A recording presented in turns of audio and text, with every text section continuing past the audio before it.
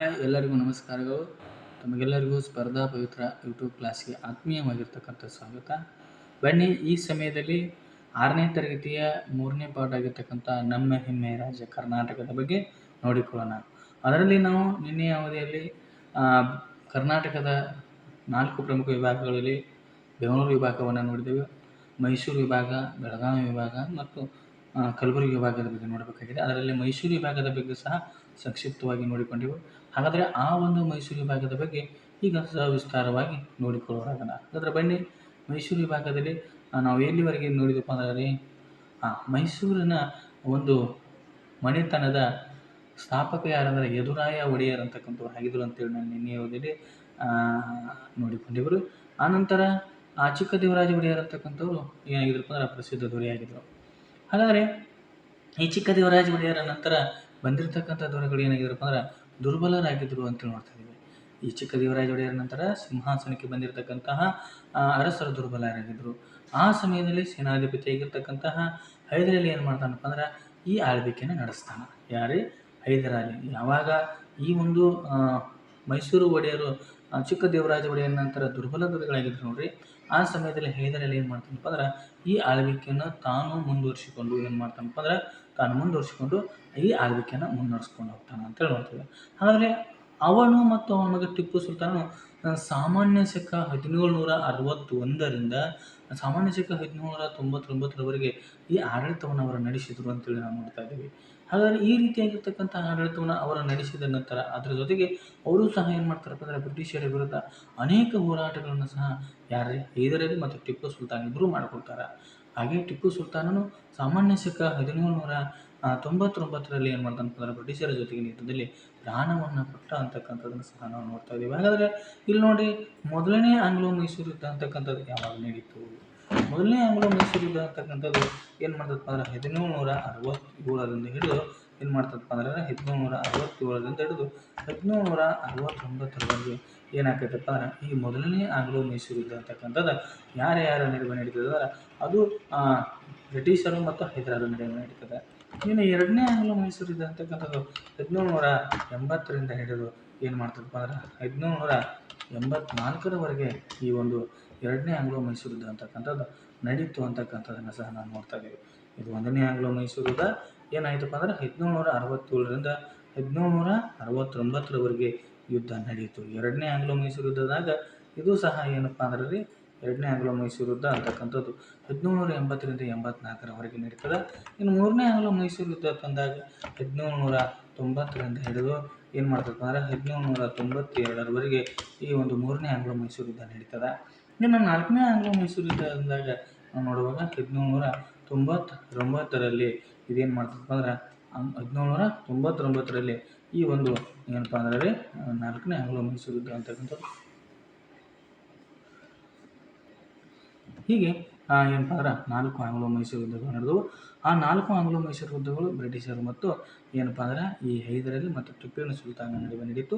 ಕೊನೆಯದಾಗಿ 1799ರಲ್ಲಿ ನಡೆದಿರ್ತಕ್ಕಂಥ ಯುದ್ಧದಲ್ಲಿ ಟಿಪ್ಪು ಏನು ಮಾಡ್ತಾನಪ್ಪ ಅಂದ್ರೆ ಮರಣವನ್ನು ಅಪ್ಪಿದ. ಆ ಮರಣವನ್ನು ಅಪ್ಪಿದ ನಂತರ ನಾವೇನು ಮಾಡ್ತಾ ಇದ್ದೀವಿ ಅಂದರೆ ಈ ಸಾಮ್ರಾಜ್ಯ ಮತ್ತೆ ಮೈಸೂರು ಒಡೆಯರ ಸಾಮ್ರಾಜ್ಯ ಹೋಯಿತು ಅಂತಕ್ಕಂಥದ್ದು ನೋಡ್ತಾ ಇದ್ದೀವಿ. ನೋಡಿರಿ, ಟಿಪ್ಪುವಿನ ಮರಣದ ನಂತರ ಮೈಸೂರಿನ ಆಡಳಿತ ಮತ್ತೆ ಯಾರಿಗೆ ಹೋತಪ್ಪ ಅಂದ್ರೆ ಒಡೆಯರ ಕೈಗೆ ಸೇರಿತು ಅಂತೇಳಿ ನೋಡ್ತಾ ಇದ್ದೀವಿ. ಹಾಗಾದರೆ ಈ ಬ್ರಿಟಿಷರು ಸಾಮಾನ್ಯ ಶಕ 1831ರಲ್ಲಿ ಆಡಳಿತವನ್ನು ತಮ್ಮ ನೇರ ವಶಕ್ಕೆ ತೆಗೆದುಕೊಂಡು ಬಿಡ್ತಾರೆ. ಯಾಕೆ ತಮ್ಮ ನೇರ ವಶಕ್ಕೆ ತೆಗೆದುಕೊಂಡು ಬಿಡ್ತಾರಪ್ಪ ಅಂದರೆ ಇಲ್ಲಿ ಬೂದಿ ಬಸಪ್ಪ ಅಂತಕ್ಕಂಥ ಒಂದು ನಾಯಕತ್ವದಲ್ಲಿ ಏನಾಗ್ತದಪ್ಪ ಅಂದರೆ ರೈತರ ದಂಗೆ ಅಂತಕ್ಕಂಥದ್ದು ನಡೀತದೆ. ಆ ರೈತರ ದಂಗೆಯನ್ನು ನಿಯಂತ್ರಿಸಲಿಕ್ಕೆ ಯಾರಿಗೆ ಆಗೋದಿಲ್ಲಪ್ಪ ಅಂದರೆ ಈ ಮೈಸೂರಿನ ಒಡೆಯರಿಗೆ ಆಗೋದಿಲ್ಲ ಅಂತಕ್ಕಂಥ ಕಾರಣದಿಂದ ಅವರನ್ನೇ ಕೆಳಗಿಳಿಸಿ ಏನು ಮಾಡ್ತಾರಪ್ಪ ಅಂದರೆ ಇಲ್ಲಿ ಮತ್ತೆ 1831ರಲ್ಲಿ ತಮ್ಮ ಆಡಳಿತವನ್ನು ನೇರ ತಮ್ಮ ವಶಕ್ಕೆ ವಶಪಡಿಸಿಕೊಳ್ತಾರೆ ಅಂತೇಳಿ ನೋಡ್ತಾ ಇದ್ದೀವಿ.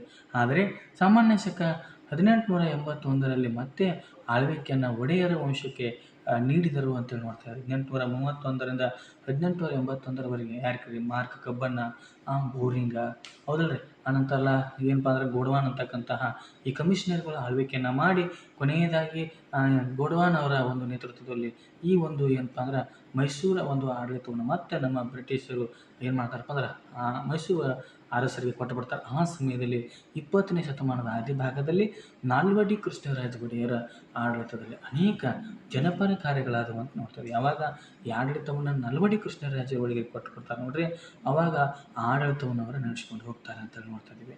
ಆದರೆ ವಿಶೇಷವಾಗಿ ಇವ್ರು ಏನು ಮಾಡ್ತಾರಪ್ಪ ಅಂದ್ರೆ ನಾಲ್ವಡಿ ಕೃಷ್ಣರಾಜ ಒಡೆಯರು ಶಿಕ್ಷಣ, ಸಂಸ್ಕೃತಿ, ನೀರಾವರಿಗೆ ಇವ್ರು ಏನು ಮಾಡ್ತಾರಪ್ಪ ಅಂದ್ರೆ ಆದ್ಯತೆಯನ್ನು ನೀಡಿದರು. ಅದೇ ರೀತಿಯಾಗಿ ಸರ್ ಎಂ ವಿಶ್ವೇಶ್ವರಯ್ಯ ಮತ್ತು ಸರ್ ಮಿರ್ಜಾ ಇಸ್ಮಾಯಿಲ್ ಅವರು ದಿವಾನಗಿರಿಯಲ್ಲಿ ಮೈಸೂರು ಏನು ಮಾಡ್ತಾರಪ್ಪ ಅಂದ್ರೆ ಅಪೂರ್ವ ಯಶಸ್ಸನ್ನು ಪಡೀತದೆ. ಯಾರ ಒಂದು ನೇತೃತ್ವದಲ್ಲಿ ಸರ್ ಎಂ ವಿಶ್ವೇಶ್ವರಯ್ಯ ಮತ್ತು ಸರ್ ಮಿರ್ಜಾ ಇಸ್ಮಾಯಿಲ್ ಅವರ ಒಂದು ದಿವಾನಗಿರಿಯಲ್ಲಿ ಮೈಸೂರು ಅಂತಕ್ಕಂಥದ್ದು ಏನು ಮಾಡ್ತಪ್ಪ ಅಂದ್ರೆ ಅಪೂರ್ವವಾಗಿರ್ತಕ್ಕಂಥ ಒಂದು ಯಶಸ್ಸನ್ನು ಸಹ ಪಡೀತು ಅಂತೇಳಿ ನೋಡ್ತಾ ಇದ್ದೀವಿ.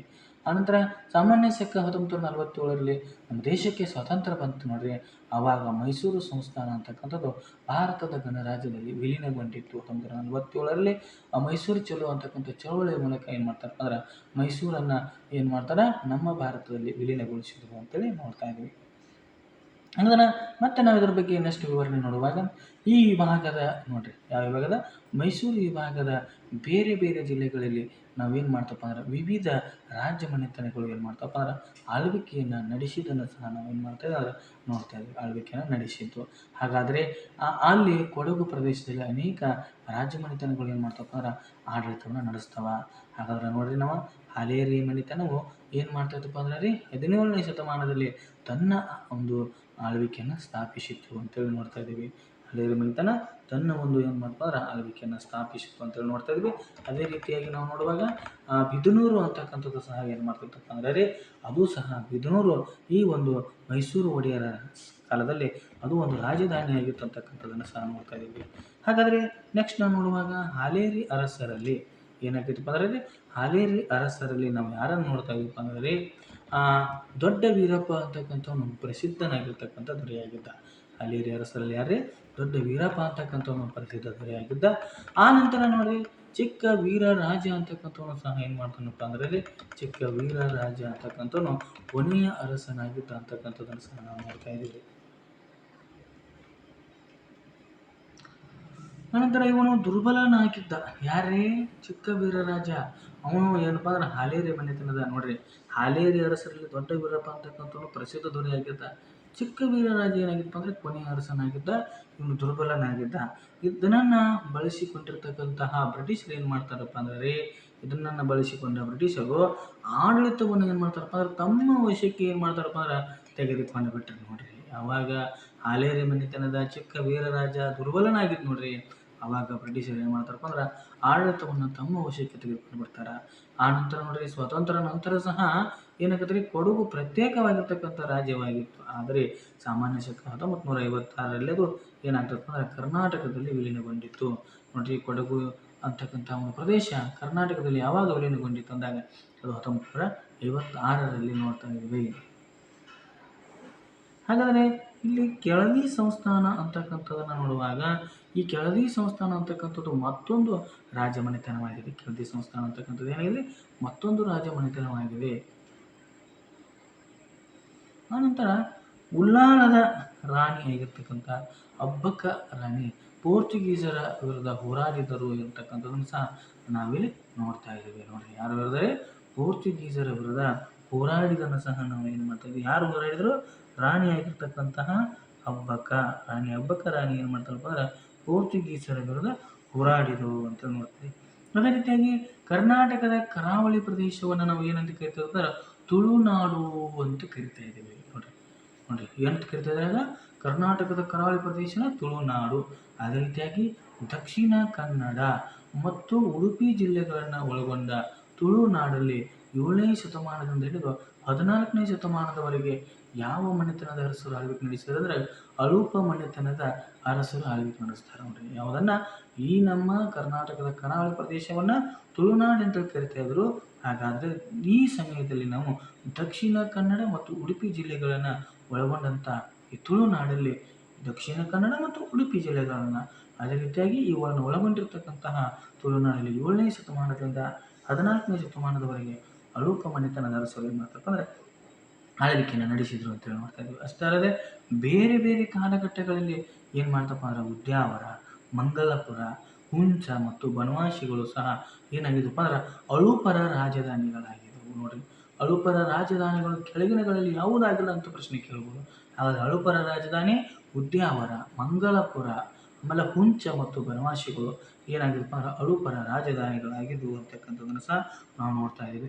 ಇನ್ನು ತುಳುನಾಡಿನಲ್ಲಿ ಅನೇಕ ಪಾಳೆಗಾರರು ಆಡಳಿತವನ್ನು ನಡೆಸಿದರು. ಹಾಗಾದರೆ ಅವರಲ್ಲಿ ಪ್ರಸಿದ್ಧರಾದವರು ಯಾರಪ್ಪ ಅಂದ್ರೆ ಯಾರ್ರಿ ತುಳುನಾಡಿನಲ್ಲಿ ಅನೇಕ ಪಾಳೆಗಾರರು ಯಾರಪ್ಪ ಅಂದ್ರೆ ಅವರೇ ಕುತ್ತಿಗೆ ಚೌಟರು ಅಂತೇಳಿ ನೋಡ್ತಾ ಇದ್ದೀವಿ. ಆನಂತರ ಬಂಗವಾಡಿಯ ಬಂಗರು ಅಂತೇಳಿ ನೋಡ್ತಾ ಇದ್ದೀವಿ. ಆನಂತರ ನೋಡ್ತಾ ಇದ್ದೀವಿ ನಾವು ಯಾರಪ್ಪ ಅಂದ್ರೆ ಕಾರ್ಕಳದ ಭೈರವರಸರು ಅಂತೇಳಿ ನೋಡ್ತಾ ಇದ್ದೀವಿ. ಆನಂತರ ನೋಡ್ತಾ ಇದ್ದೀವಿ ಕಾಸರಗೋಡಿನ ಕುಂಬಳೆ ಅರಸರು ಸಹ ಏನಾಗಿದ್ದಾರಪ್ಪ ಅಂದ್ರೆ ಈ ಒಂದು ತುಳುನಾಡಿನಲ್ಲಿ ಆಳ್ವಿಕೆಯನ್ನು ಮಾಡಿರ್ತಕ್ಕಂತಹ ಪಾಳೆಪಟ್ಟುಗಾರರಾಗಿದ್ದಾರೆ ಅಂತೇಳಿ ನೋಡ್ತಾ ಇದ್ದೀವಿ. ನೆಕ್ಸ್ಟ್ ಕರಾವಳಿ ಪ್ರದೇಶವನ್ನು ಸಹ ಬ್ರಿಟಿಷರು ಏನಂತ ಕರೆದ್ರು? ಕೇಂದ್ರ ಅಂತ ಕರೆದ್ರು. ಕರ್ನಾಟಕದ ಕರಾವಳಿ ಪ್ರದೇಶನ ತುಳುನಾಡು ಅಂತ ಕರೆದ್ರು. ಇನ್ನು ನೋಡ್ರಿ ಇಲ್ಲಿ ನೋಡುವಾಗ ಕರಾವಳಿ ಪ್ರದೇಶವನ್ನು ಬ್ರಿಟಿಷರು ಏನಂತ ಕರೆದ್ರು? ಕೇಂದ್ರ ಅಂತ ಕರೆದ್ರು. ಈ ಪ್ರದೇಶವನ್ನು ಅವರು ಸಾಮಾನ್ಯ ಶಕ 1801ರಲ್ಲಿ ವಶಪಡಿಸಿಕೊಂಡ್ರು ಅಂತ ನೋಡ್ತಾ ಇದ್ದೀವಿ. ಕರಾವಳಿ ಪ್ರದೇಶವನ್ನು ಬ್ರಿಟಿಷರು ಯಾವಾಗ ವಶಪಡಿಸಿಕೊಂಡ್ರು? 1801ರಲ್ಲಿ ವಶಪಡಿಸಿಕೊಂಡರು. ಆನಂತರ ಬ್ರಿಟಿಷರು ಕರಾವಳಿಯನ್ನು ಏನು ಮಾಡಿದ್ರು? ಸಾಮಾನ್ಯ ಶಕ 1860ರಲ್ಲಿ ಉತ್ತರ ಕನ್ನಡ ಮತ್ತು ದಕ್ಷಿಣ ಕನ್ನಡ ಎಂದು ವಿಭಜಿಸಿದರು ನೋಡಿ. ಯಾವುದನ್ನ ಬ್ರಿಟಿಷರು ಕರಾವಳಿಯನ್ನು ಯಾವಾಗ ವಶಪಡಿಸಿಕೊಳ್ತಾರೆ? 1801ರಲ್ಲಿ ವಶಪಡಿಸಿಕೊಂಡ್ರು. ಅದನ್ನ ಏನಂತ ಕರಿತಿದ್ರು? ಕೇಂದ್ರ ಅಂತ ಕರಿತಿದ್ರು. ಅದ ಕರಾವಳಿಯನ್ನು 1860ರಲ್ಲಿ ಉತ್ತರ ಕನ್ನಡ ಮತ್ತು ದಕ್ಷಿಣ ಕನ್ನಡ ಅಂತ ವಿಭಜನೆ ಮಾಡ್ತಾರೆ. ಮತ್ತು ಮುಂದುವರೆದು ನೋಡ್ತಾ ಇದ್ದೀವಿ ನಾವು ದಕ್ಷಿಣ ಕನ್ನಡ ಜಿಲ್ಲೆಯನ್ನು ವಿಭಜನೆ ಮಾಡಿ 1997ರಲ್ಲಿ ಉಡುಪಿ ಜಿಲ್ಲೆಯನ್ನಾಗಿ ರಚನೆ ಮಾಡಲಾಯಿತು. ಇಲ್ಲಿ ಜಿಲ್ಲೆಗಳು ಎಷ್ಟು ವಿಧವಾದ ನೋಡ್ರಿ. ಮೊದಲನಾಗಿ ಬ್ರಿಟಿಷರು ಕರಾವಳಿ ಜಿಲ್ಲೆಯನ್ನು ಏನಂತ ಕರಿತಾ ಇದ್ರು? ಕೇಂದ್ರ ಅಂತ ಕರಿತಾ ಇದ್ರು. ಅದನ್ನ 1801ರಲ್ಲಿ ಅವ್ರು ಏನು ಮಾಡ್ತಾರಪ್ಪ ಅಂದ್ರೆ ವಶಪಡಿಸಿಕೊಂಡರು. ಆ ನಂತರ ಬ್ರಿಟಿಷರು ಏನು ಮಾಡ್ತಾರಪ್ಪ ಅಂದ್ರೆ ಅದ ಕರಾವಳಿಯನ್ನು ಸಾಮಾನ್ಯ ಶಕ 1860ರಲ್ಲಿ ಉತ್ತರ ಕನ್ನಡ ಮತ್ತು ದಕ್ಷಿಣ ಕನ್ನಡ ಅಂತ ವಿಭಜನೆ ಮಾಡ್ತಾರೆ. ಮತ್ತು ನೋಡ್ರಿ ಯಾವನ್ನ ಈ ಕರಾವಳಿಯನ್ನ ಬ್ರಿಟಿಷರು 1860ರಲ್ಲಿ ಉತ್ತರ ಕನ್ನಡ ಮತ್ತು ದಕ್ಷಿಣ ಕನ್ನಡ ಅಂತಂದ್ರು. ಆ ನಂತರ ಅದನ್ನು ವಿಭಜನೆ ಮಾಡಿ ಏನು ಮಾಡ್ತಾರಪ್ಪ ಅಂದ್ರೆ ಎದನ್ನು ವಿಭಜನೆ ಮಾಡ್ತಾರೆ? ದಕ್ಷಿಣ ಕನ್ನಡನ ವಿಭಜನೆ ಮಾಡಿ 1997ರಲ್ಲಿ ಉಡುಪಿ ಜಿಲ್ಲೆಯನ್ನು ರಚಿಸಿದ ಪ್ರಶ್ನೆ ಕೇಳಬಹುದು.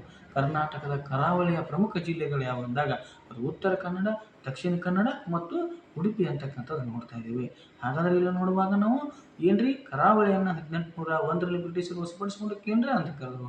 ಅದನ್ನ 1860ರಲ್ಲಿ ಉತ್ತರ ಕನ್ನಡ ಮತ್ತು ದಕ್ಷಿಣ ಕನ್ನಡ ಅಂತ ವಿಭಜನೆ ಮಾಡಿ ಅದರಲ್ಲಿ ಮತ್ತು ದಕ್ಷಿಣ ಕನ್ನಡದಲ್ಲಿ ಏನು ಮಾಡ್ತಾರಪ್ಪ ಅಂದ್ರೆ ದಕ್ಷಿಣ ಕನ್ನಡ ಜಿಲ್ಲೆಯನ್ನು 1997ರಲ್ಲಿ ವಿಭಜನೆ ಮಾಡಿ ಉಡುಪಿ ಜಿಲ್ಲೆಯನ್ನು ಏನು ಮಾಡ್ತಾರಪ್ಪ ರಚಿಸಿದರು ಅಂತೇಳಿ ನೋಡ್ತಾ ಇದ್ದೀವಿ. ಇನ್ನು ಮೈಸೂರಿನ ಒಂದು ವಿಭಾಗದ ಪ್ರಾಕೃತಿಕ ಸಂಪನ್ಮೂಲಗಳನ್ನು ನಾವೇನು ಮಾಡೋಣ ಮತ್ತೆ ಮುಂದಿನ ಅವಧಿಯಲ್ಲಿ ಏನು ಮಾಡೋಣ ಇದರ ಬಗ್ಗೆ ಏನು ಮಾಡೋಣ. ಹಾಗಾದರೆ ಇಲ್ಲಿವರೆಗೆ ಈ ಒಂದು ವಿಡಿಯೋವನ್ನು ವೀಕ್ಷಿಸೋದಕ್ಕಾಗಿ ತಮಗೆಲ್ಲರಿಗೂ ಏನು ಮಾಡ್ತಂತಂದ್ರೆ ಧನ್ಯವಾದಗಳನ್ನು ಅರ್ಪಿಸಿ ಈ ಚಿಕ್ಕದಾಗಿರ್ತಕ್ಕಂಥ ವಿಡಿಯೋನ ಮುಗಿಸ್ತಾ ಇದ್ದೀನಿ. ಧನ್ಯವಾದ.